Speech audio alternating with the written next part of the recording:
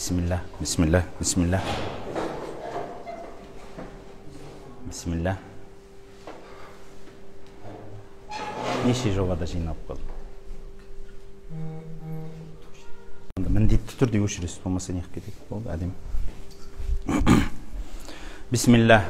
Бисмиллахир-рахманир-рахим. Алхамдулиллах.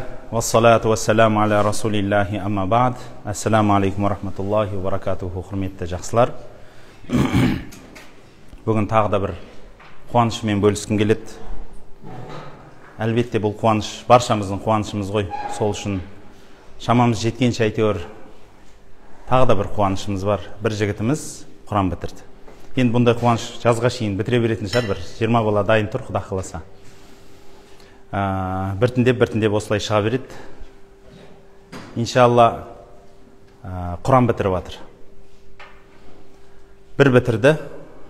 Енді бұдан кейін тағы да мықтап пысықтайды. Оған да әлі 1 жыл, 2 жыл уақыты кетеді. Әйтсе де толыққанды бір жаттап шығып, бүкіл 600 бет Құранды, ол да оңай іс емес, ұстазға өткізіп беру деген. Соған дейінгі бір нүктелерге тоқталып өткім келіп жатыр. Біріншіден, расында да адам баласы мынандай айтатын сөздер бар қазіргі заманда.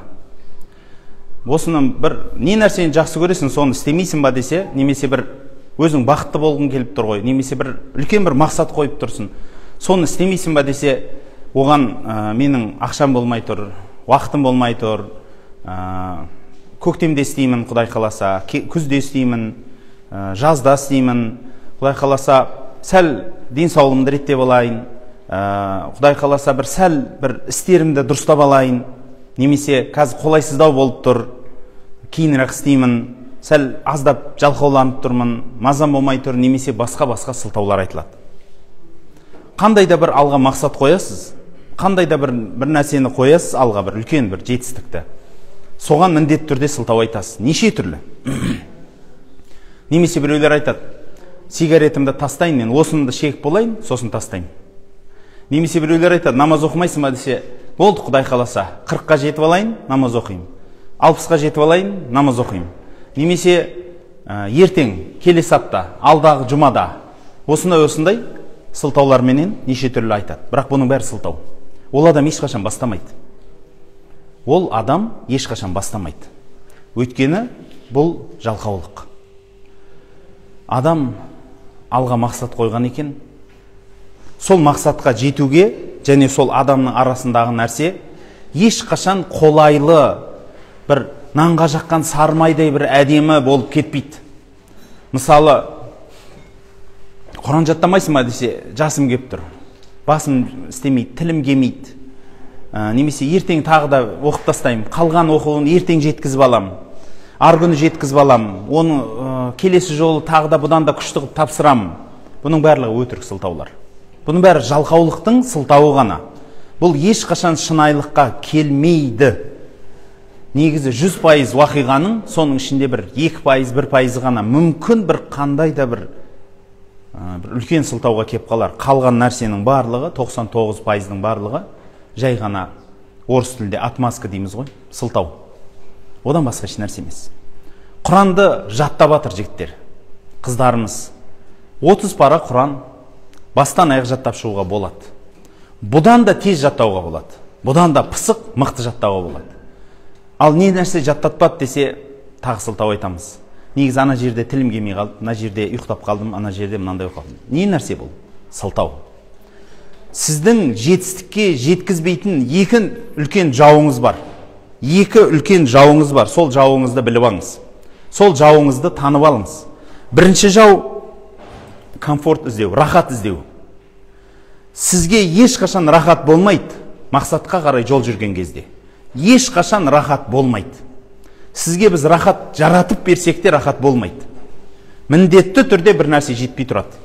Сол үшін халықта бірі кем дүние деп айтады. Бір кем деп айтпайды, бірі кем, біреуі кем болады әрдайым. Әрдайым біреуі кем болады да тұрады. 30 берсе 31 болмады ма? 40 берсе 41 болмады ма деп, бірі кем дүние болады. Ол бірінші жауыңыз, рахат іздеу. Екінші жауыңыз, қолайлылық іздеу. Рахаттан бөлек сізге, яғни істеп атқан ісіңіз рахат сыйламайды ешқашан. Істеп атқан, мысалы, Құран жаттап атсыз ба? Жаттаған сайын рахаттанып, о, бәрі майдай жағып атыр, керемет демейді ешкім. Бәлки ауырлық болады, анау қашып кетеді, жаттағаныңыз мынау қашып кетеді, ананы ұмытып қаласыз. Сондай болады да, мынаған тіліңіз келмейді. Ол рахат болмайды ешқашан. Құранды жаттап алғаннан кейін де оны көтеріп жүру де рахат болмайды.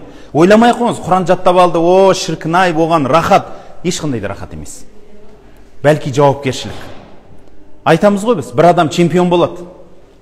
Әптен, мысал, бокстан чемпион болды. О, керемет, кімсін, пәленше, түгенше, чемпион атағын алды, керемет. Бірақ, сонымен бітті деп ойлайсыз ба, рахат болды ма оған? Жоқ, оған шейін тұмсығын 5 рет бұзды ол. Қанша рет больницада жатты. Содан кейін барып чемпион болды. Болды, бітті, енді бұдан кейін оған рахат па? Одан кейін рахат емес ол. Енді оның артынан аңду басталады. Мен қазір чемпионның тұмсығын жарамын деген. Шығады адамдар. Өйткені, мынау төменде қап кеткендердің бірінші орындағы, цель номер 1 дейді ғой, бірінші нысана болады ол. Қазір демен чемпионның тұмсығын жарсам дейді, ол атақ оған. Ал енді сізге керісінше жауапкершілік. Содан жеңіліп қалсаң, ол чемпион болмай тұрғанда жеңіліп қалсаңыз, ешкім нәрсе демейді сізге. Бірақ чемпион болғаннан кейін жеңіліп қалсаңыз, не дейді? Ой, анау бишара ғой, чемпион деген өтірік ол. Сатып алған ғой чемпиондықты. Байдың баласы ғой, байдың ағасы, інісі содан алып алған. Жоқ. Ол рахат болмайды ешқашан. Жетістікке жеткеннен кейін рахат болмайды. Жеткенге дейін де рахат болмайды. Рахат іздесеңіз, сіз ешқашан жетістікке жетпейсіз. Бірінші жау. Екінші жауыңыз бұл қолайлылық іздеу. Сізге ешқашан қолайлы бола салмайды. Жаттайын деп қалсаң, бәрі жаттала салады. Оқиын деп қалсаң, бәрі оқыла салады. Жазып қалсаң, жазылып жатыр. Қаламың дайын болып қалады, қағазың дайын болып. Ешқашан ондай болмайды. Қолайлы жағдай ешқашан болмайды. Халықта сосын сөз бар. Таңғы ұйқының тәттілігін білесіздер ғой, соған әзіл бар сондай. Таңертең болған сайын жатқан жастығың қолайлы бола береді деген сөз бар. Білесіз ба? Басында жатамай жатасыз, аунап. Бір уақытта ұйқыңыз киелі бір жастық деген бір әдем бола бастайды, бірақ тұратын уақыт келді. Бұл осындай дүние. Құран жаттап атқанда да сондай. Құран жаттап атқан адамға барлық қолайлылық, жаратылы бір керемет болмайды. Мысалы, менің ұстазым, әрі ұстазымның әкесі Абдырахман Қари деген кісі, сонау 30-шы жылдарғы ашаршылық кезінде Құран жаттаған екен ұстазымен бірге. Сол айтады, 2 адам болып совхоздың кесегін құямыз дейді. Сөйтіп жүріп мен Құран жаттауым керек, әр ұстазыма тапсыруым керек. Сол ұстазым қиналмасын деп, ол кісі маған лайына, суына ғана жәрдем береді, қалғанына тиіскізбеймін, кесекті өзім құям, күніне 1000 кесек құям дейді. Кесек құйған жігіттер біледі, күніне 1000 кесек құю деген қандай екенін. 1000 кесек, 100 кесек емес. Өз негізі 20 кесектен кейін бел айналады. 20 кесек жетеді бір жігітке ше, белін айналдыруға. Бірақ сіз 1000 деп ойлаңызшы, күніге 1000. Өйткені сіз ұстазыңыз үшін де жұмыс істеуіңіз керек. Ол өйткені ұстазыңыздың денсаулығы онша жарамайды. Ал енді жарағанша істеш десең, ол кетіп қалады жұмыстан, сосын сен сабақсыз қаласың. Сен Құран жаттай алмайсың ол кезде. Не істеу керек? Ұстазың демалсын, ол шаршамасын, ол басқа қылмасын, әйтеуір қиналмасын, бас ауырып қалмасын деп, соның қабағына қараймын, өзім 1000 кесек құям, сөйтіп жүріп Құранымды қойып қоям дейді көлеңкеге. Анан барып бір көрем де аятымды, кетпенімді шабам. Тағы жүгіріп барып аятымды көрем де, кетпенімді шабам. Осылайша 1000 кесек құям дейді. 1000 кесек. Күніге тағы. Күніге. Қолайлы рахат болды ма? Жоқ. Бірақ оның рахатын кейін қартайғанда көрді. Өзіміз білеміз. Ташкентте жүрген кезімізде мен Абдырахман Қаридың шәкіртімін десеңіз, мен деген муфтида, мен деген сол жердегі, сол Ташкент өңіріндегі мен деген имамды орнынан атып тұратын. Бірден орнынан атып, Абдырахман Қарикең шәкірт орнынан атып тұрады. Бұйырыңыз, айтыңыз. Мен кішкентай баламын олардың алдында. Ол кісі 93 жасында ма қайтты, 89 жасында қайтыс болды. 93 жыл 89 жасында қайтыс болды. сол кезде 70-тегі 80-дегі шәкірттері келіп, өзімен жасты кісілер келіп Құран оқыды. Біз оның шәкірттеріміз, біз оқимыз деп. Оның жанында шынымен мыңдаған шәкірттері болды. Бірақ анау жасы үлкен қариялардың жанында біздің жолымыз жоқ қой енді. Солар келіп, қарилар кезінде 80 жасар қариды ойлаңыз, 80 жасар қари кісі, ғалым кісі, ауылының бәрі сыйлайды, бірақ ол кісі келіп, мен Абдырахман Қарекеңнің шәкіртімін, мен ұстазыма бата қылуға келдім деп басын иіп, кәдімгі біз сияқты дастарханда қарапайым бала болып отырып, Құран оқып берді. Бірақ, құрметті бауырлар, қолайлылық ешқашан болмайды.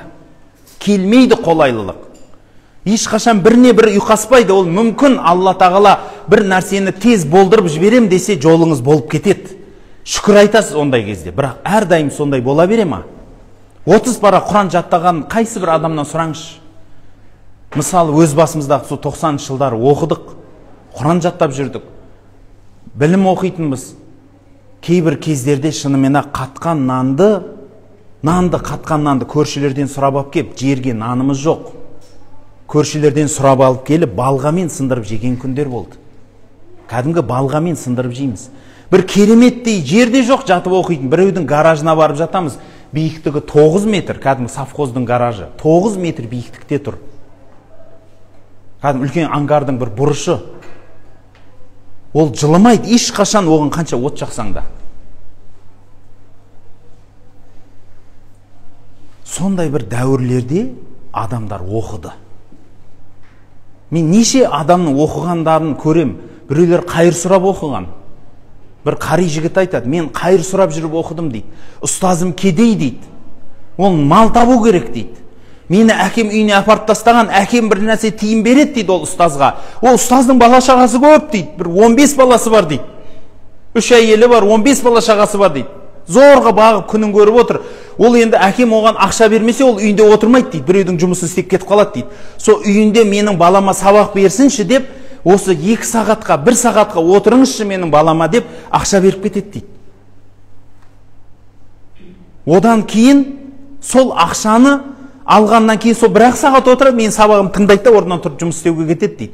Сосын ұстазым сояқта не қылмасына бала шағасына келіп, кешке келіп, шаршап келіп, ашуланады дейді. Мен көрем дейді оны. Мен 16-шы бала болып соның үйінде отырдым дейді. Сол ашуланбасын деп, мен де жұмыс істей бастадым дейді. Өзім Құран жаттаймын дейді. Бірақ баласын ғой, не жұмыс жасайсың дейді. Базарға барып қайыр сұраймын дейді. Жаныма Құранымды қойып, Құран оқимын, қайыр сұраймын дейді. Соны жинап алып келіп ұстазыма берем дейді. Мынау сіздің бала шағаңызға ғой деп. Осылай қылып оқыған мен үлкен қариды да білем. Бір ұстаздың үйінде бір баласы болып жүріп, соның үйінде қайыр сұрап. Сіз ойлаңыз, 15 баланың ішінде 16-шысы болып сізге тамақ жете ма? Өз зорға күнін көріп жүрген, біріне бірін жалғап жүрген адамның үйінің қандай тамағы болсын, қандай жылу болсын, үстім жамау дейді. Бір баласы сәл қолының ебі бар екен дейді. Етікті кет дейді базарда отырып. Менің бір күні жалаң аяғымды көрді дейді. Аяғым жыртылып жүр дейді. Соны көріп, сол етіктігіп отырып, әркімнен кішкентай бұрыш тері апқала берген дейді да. Сол терілерді отырып маған қарайды екен да, сол көзін қысып күліп қояды дейді. Әрдайым мен ар жақта қайыр сұрап отырмын, ол мына жақта етік жамап отырады дейді. Бір ағам дейді, ұстазымның баласы. Сөйтсем сол етік жамап маған қарап отырып, анау кішкентай 3 бұрыш қиықтарды қосып маған мәсі тігіп отыр екен дейді. Бір күні маған мәсі тігіп әкеп берді дейді сол. Інім, сен күніге осы мен әкемнің жұмысын істейсің соның орнына. Күніге кеп Құраныңды жаттайсың. Біз сен сияқты оқи алмаймыз, біз сен сияқты әрекет қыла алмаймыз деп мәсі тігіп әкеп берді дейді. Бір қиықтардан да әркім, ол түрі түсті, қалыңдығы да әртүрлі, түр түсі де әртүрлі дейді да, бірақ құрақ мәсі ғой. Қандай қуандым дейді соған. Менің ағам бар деп дейді. Осыншалықты күн көрген адамдар. Сізге ешқашан қолайлы болмайды. Сондықтан 2 дұшпаныңызды біліңіз. Алдыңызға қойған мақсатыңызды құртатын, соны быт-шыт қылатын 2 дұшпаныңыз бар. Рахат іздеу, қолайлылық іздеу.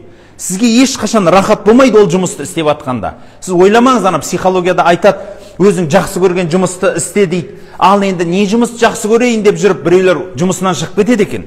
Бұл қате пікір. Сіз жұмысыңыздан шығып кетпеңіз, сіз ойлаңыз, оның пайдасын, ісін. Көп адамды ойлайды, психологияда өзің сүйген жұмысты істе дейді. Болды, мен бастық болғым келеді. Кім бастық? Ал бастық боласаш, кім бастық қып қояды бір жерге отырғызып сізді? Біздің Қазекең өз білесіз ғой, баласын неғып атқан кезде мен балам депутат или бастық болады. Ешқашан жұмысшы болады, ұшқыш болады, темірші болады, ағаш ұстасы болады деп өсірмейді. Ешқашан сіз істеп атқан іс рахат болмайды. Сол ереже. Жазып алыңыз, алтын әріппен жазып қойыңыз. Саған ешқашан жүріп атқан жолыңда рахат жоқ. Істеп атқан ісіңде рахат жоқ. Сонда соған келген рахат сізге шынайы қуаныш сыйлайды. Шын қуанасыз. Жолыңыз болып кетсе, альхамдулилля, бүгінгі ісім қандай оңай бітіп кетті дейсіз.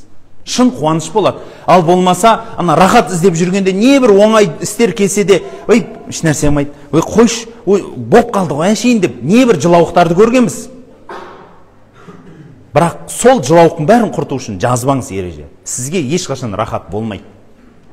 Екіншіден, сізге ешқашан қолайлы болмайды. Бәр нәрсе оңтайлы, өзінен өзі түсіп қалып, оңынан кеп қалу ешқашан болмайды. Сол үшін айтады, біреу мен мына жерден құлап аяғын сындыратын білгенде, мына жерге сабан төсеп қоятын ем деген бір әзіл бар. Рас қой, ол жазмыштан озмыш жоқ дейді, сен басыңа әр нәрсе келе береді. Бәріміз Құран оқып, бәріміз сондай әртүрлі жерлерде оқығанбыз. Мен білем, қанша рет сылтау өткенін басымнан. Сізді өмір бақи сылтау ақтара береді. Мына жерің болмай қалса, ақшаң жетпей қалады. Ақшаң жетіп қалса, әкешің үйіңе келсейші деп тұрады. Үйіңе барғың кеп тұрады. Үйіңе барайын деп тұрған кезінде анау болады, мынау болады. Не деген қызық нәрсе. Көз алдыңа келеді, өзіңмен жасты құрбы құрдастарың бәрі ойнап, күліп, өмірдің рахатын алып жүр. Сен бейшара Құран оқып, бір бейшара болып жүрсің елдің ең соңында. Дәл сондай болып көрінеді. Бірақ мен білем өз басым. Ондай емес екендігіне. Бір кездерде мектепте оқып жүргенде армандағанмын мен бір достарыммен, дәрігер болам деп. Қазір де дәрігермін, мен бірақ жүректің дәрігерімін деп ойлаймын да, кардиолог емеспін бірақ. Басқаша. Қазір де әйтеуір емдеймін адамдарды, шамам жеткенше. Бірақ жалқаулықтан, имансыздықтан, оның да маңызы бар ғой деп ойлаймын. Бірақ мен басқаша дәрігер болдым, ол шынайы дәрігер болды, медицина бітірді.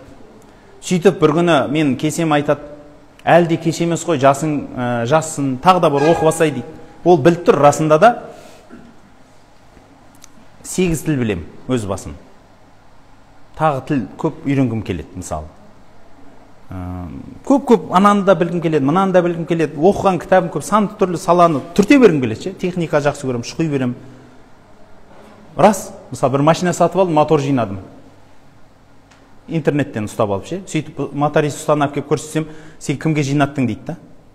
Өзім жинадым десем таң қалады. Мына жерінде ғана бір нені тісті алға жіберіп қойыпсың дейді, соны орнына қойсаң болды дейді. Сөйтсем мен алға жіберіп қойған тісім есебім сәл дұрыс болмай қалғанда, есепті мынадан бастау керек дейді, анадан емес дейді да. Сол бір тісті керіс жіберіп қойыппын, қалған бәрі орнында дейді. Дәл сол сияқты неге қызықсаң соны істейсің. Сіз жассыз, қолыңнан бәрі келеді. Медик оқымайсың ба деді. Сол кезде айтқаным ғой досыма, досым, білесің ба, молда менен медиктің айырмашылығы, хирургтың. Хирург ше өзінің гүлдеген уақыты бар. Ол көзі көретін, қол дірілдемейтін уақыт. Қашан көзі көріп тұрады, қол дірілдемей тұрады, ол хирург, алтын қолды хирург болады. Қашан жасы 40-тың үстіне шығады, көзі көрмей бастайды, ол лупа кие бастайды. Мақыл, оны да бір нәрсе қылады, бірақ қолы дірілдеген күні ол жұмыстан шығады. Ол мұғалім болады жай. Мединститут, жаңағы не дейді, медколледж, сол жерге барып, кімсін профессор пәленшеев дейді, кезінде алтын қол болған деген атақ болады. Ол баяғы атағы бар ма оның? Жоқ. Өйткені ол хирург емес, адам өмірін сақтай алмайды енді. Мен айтам, молда деген кім екенін білесің ба деймін. Молда деген қартайған сайын күшті бола береді. Сен үйіңе бір қари шақыршы, жас бала қари болып отыр, Құран жаттаған, 16 жасар қари, дауысы сыңғырлап отыр, керемет, Ал енді 80 жасар қари десе не болады? Кімді шақырасың? Ана кісіні шақырасың, үлкенді. Өткен өмір көрген, оқып тастаған түрі, ақсақалды, керемет шапанды, ана жас бала, ол жас бала ғой, енді ол бірде былай дейсің, үлкендеу адам болса дейсің. Дәл сол сияқты. Молда болған сайын ол күшіне ене береді. Өліп қалса артынан адамдар табынады деймін ғой. Күлем. Ол бірақ рас нәрсе да. Құран жаттаған, ол рахат сыйласа керек деп ойлайды көп адамдар. Жоқ. Ол Құранды қашып кетпесін деп сенің өмір бақи оқып жүргеніңді білмейді. Құранның қашып кетпесін деп өмір бақи аны жынды адам сияқты деп жыбырлап жүргеніңді білмейді. Сен өмір бақи сәл бір күні оқымай қалсаң, бір жерің кеміп қалатынын білмейді. Сен өмір бақи өзіңді қысып, ақыр бір күні көрге солай жатып қалатыныңды көрмейді. Барлығы пейнетпен, барлығы еңбекпен келеді. Барлық іс қолайлылық рахатпен келмейді. Рахат ешкімде болған емес, қолайлылық ешкімде келген емес. Сол үшін халықты айтады, байлар да жылайды дейді. Сол сияқты кедейлер де күледі. Сондықтан, құрметті жақсылар, бір жетістікке алға қойдыңыз ба? Соған сізге жеткізетін екі досыңыз бар. Естеріңізде шығар, екі досыңыз бар. Сізге жетістікке жеткізетін екі досыңыз бар. Біріншісі тәртіп, дисциплина. Көп адамдар, мен интернетте тәртіп десем, жұрттың бәрі ойбай, Назарбаевтың тәртібі, Тоқаевтың тәртібі саясатқа қуып кетті ғой. Өйткені не дейді ана, о кісінің ойлайтыны солақ та, оқитыны солақ, айналатындағы бір кішкентай, әйтеуір бір 4 шаригі бар, 4 шаригінің бәрі сомен айналып қалған ғой. Негізі тәртіп деген сіз өзіңіздің тәртібіңіз ғой. Дұрыс тамақ жеу, дұрыс киім кию, мінезіңізді дұрыстау, өміріңізді дұрыстау, шамаңыз жеткен істің барлығын дұрыстау. Шамаң жетпейтін жерге барып, жылап, күніге жартасқа барып жылап отсаң, жартас бір күні келіп төменге түсіп, сені көтеріп алып кетпейді. Бұл әшейін ақымақтың жылауы. Ана орыста сөз бар. Ной не ныл, и ты не ной деген сөз бар. Ана Нұх пайғамбар жыламаған, сен де жылама дегені ғой енді. 950 жыл уағыз қылған ғой. Жылаған емес. 950 жылдан кейін Алла тағала не дейсің дегесін барып дұға қылған. Аллахым, мынау ел енді кәпірден басқаны тумайды деген. Біріншісі тәртіп. Екіншісі не нәрсе еді? Ау? Мінез, бәрекелді, мінез. Қайтпайтын қайсарлық мінез сізді жеткізеді. Мінез, на характері деп айтады. Оны көбінесе спорттағылар қолданады. Өзің тұмсығың жарылып, қол аяғың сынып атса да, мінез сізді жеткізетін жеңіске. Екі досыңыз бар, мінезбенен сіздің тәртібіңіз.